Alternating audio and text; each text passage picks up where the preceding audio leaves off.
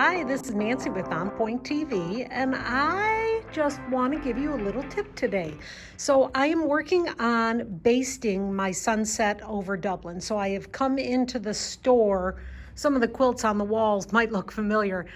This is the store that I teach at. This is Smith Owen Sewing Center on Plainfield in Grand Rapids, Michigan, which is where I live. And on a Sunday afternoon, they let me come in so that I can baste larger quilts. So this quilt should look familiar to many of you if you've been watching the show for any length of time. This is my sunset over Dublin.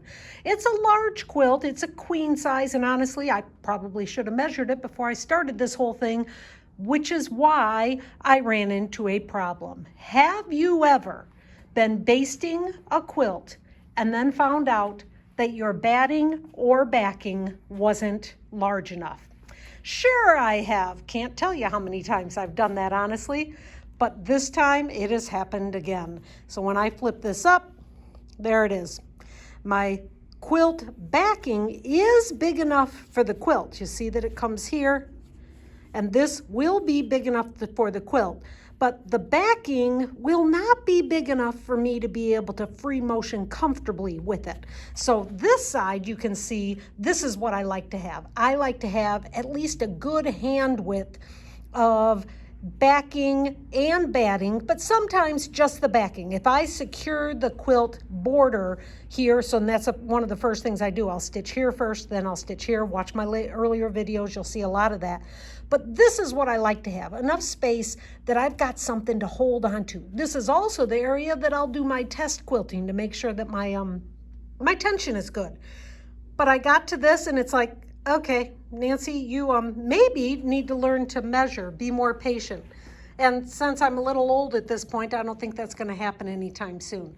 Now, on the other side, excuse me, you see that I do have just enough fabric here. My hand is going to be able to fit here. The batting is going to work. When I secure this, if I hold this, then the batting and the quilt top will all be secured. But on the other side, yeah, not so much. So I would like to tell you what I'm going to do. I can't show it to you because what I'll do is I will completely pin baste this quilt, which is what I generally do. I'll take my pins, since the first things I'm going to quilt are the straight lines. Oops, here it is. Here, here. I'll come back to the inner border, and then I will do straight lines of some sort on the sashings. I plan on doing some videos because I'm going to use some ruler work, so I hope you guys will enjoy that. But I'm going to baste first, so I'm going to baste like between the triangles. I'll probably put at least 2 pins inside of each of the blocks, leaving the sashings and the straight lines not pinned. So I will put some pins in the inside of the border. So I'm going to continue all of my pinning, but then when I get home, I'm going to take a scrap piece of fabric and just attach a piece of fabric from the edge here out maybe 3 or 4 inches. And it might be a scrap, it might be a piece of ugly fabric. It won't matter because it will not end up in the quilt. The seam will be here, the quilt is there. When I'm done quilting, I'll just be trimming this off anyhow for my binding. But what about the batting? For the batting, after I've done the extension on the fabric, I will lift this up and I will attach another piece of batting here using the heat press batting, and I will put a link below when I post this. It is a piece of fusible interfacing for all intents and purposes that you iron down on top of the 2 pieces of batting. I will include some pictures. I'm not actually sure how Athena is going to post this video, but I want you to see it now because by the time I get to where Athena is, it'll be all done. You won't be able to see it. So this is going to be an extension of the batting and the backing. So just in case this ever happens to you, you'll know how to fix it up. So I will talk to you soon. Might be a second part to this video, but we'll see. But I hope that these tips help you. All right, so you saw what my problem was. My problem is that my batting and my backing were really too small for my basted quilt that I just showed you. So now I'm back in my studio. I'm on my nice big board so that I can work with this. And the idea is, first, I added some extra fabric to the backing so that I would have something to hold on to. So you can see for the quilt, there is plenty enough backing, but that's not enough to hold on to when you're doing your stitching. So I just added a long piece of muslin. Now I'm folding it back because I need to fix up the batting. Now this batting, I do want to tell you about this batting. It's something new for me. This is a Winline 6-ounce bamboo batting.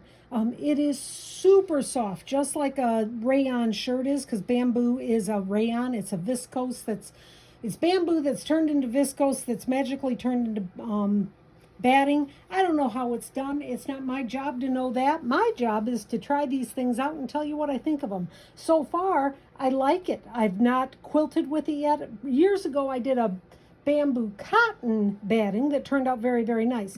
This is the first time I'm ever doing a full bamboo / rayon batting. This is available at Smith Owen Sewing Center, which is in Grand Rapids here. They do have a website, so if you're not here in Grand Rapids, if you go to smithowensew.com, they've got it there and they can talk to you. There's the phone numbers there and stuff too. So now I'm going to take, and I need to trim my batting straight so I can add to it. So I've just peeled it up and I'm just using one of my smaller rulers. I've peeled back my border completely. So from my sewn line, I'm cutting it 2.5. I've got a smaller, like 2.5-inch ruler, little OmniGrid ruler. I've got them all, so I just love this little guy. He's just perfect for this. So 2.5, because my border is 5. So I figured that my seam, and I'll show you what to do with the seam, will be halfway in between. So I've removed that. Now I've got a nice flat line of batting. I've got another piece of batting that I have cut, and I cut this maybe 5 inches, 4 inches, I don't quite remember, but it's nice and straight. And here, when my quilt is done, I will have plenty of batting there with this extra muslin to hold on, and all I have to do is marry these two pieces of batting together. How am I going to do that? With the heat press batting. This is one of the brands that makes it. It's called Heat Press. Marty Michelle also has this same type of thing. This one is made, I do think I like this one best. It's made with a tricot. Tricot interfacing is a stretchy interfacing that us seamstresses will use if we want to use some interfacing on a garment that still needs a little bit of stretch. That's what this is. It's cut 1.5 inches. On the back side, you can feel it, is a fusible. You just put the two pieces together, grab your iron, and just like that, it's done. Now I'll take and I'll spray a little bit of the 505 on top of that, put my quilt down, put a few pins in, and I will then be ready to quilt. So there you have it, a way to fix your boo-boos. And I know for a fact I'm not the first person that this ever happened to, but this is just how I fix it. I hope that was helpful to you. Have a great day.